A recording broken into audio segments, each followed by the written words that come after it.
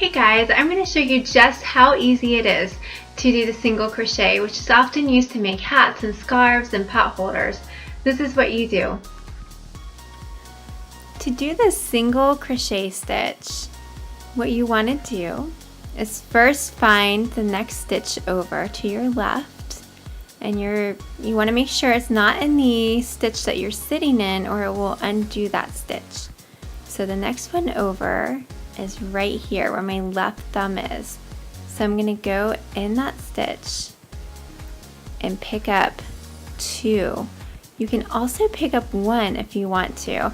That creates kind of a rib design going down your project. But for this purpose, it doesn't really matter. And so you're going to have yarn that's sitting to the right of your needle.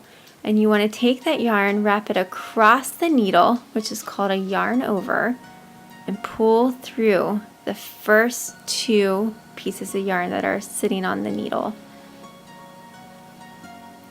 And then the yarns on the left, you're going to wrap it under the needle, up and over, and you're going to pull that through the last 2 pieces of yarn sitting on the needle.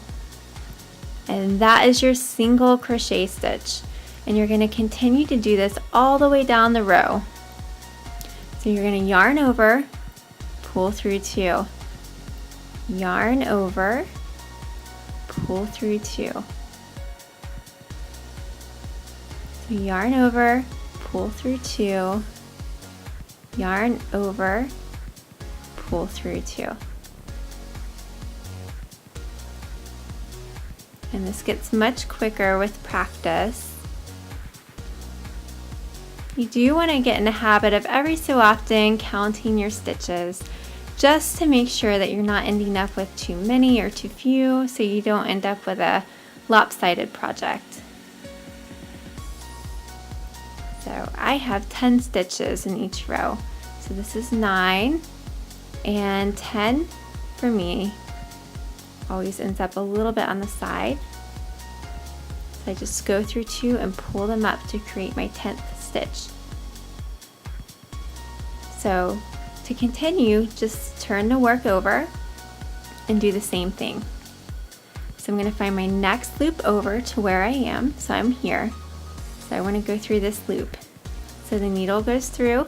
I'm picking up 2. Again, 1 is fine. Yarn over, pull through 2. Yarn over, pull through 2.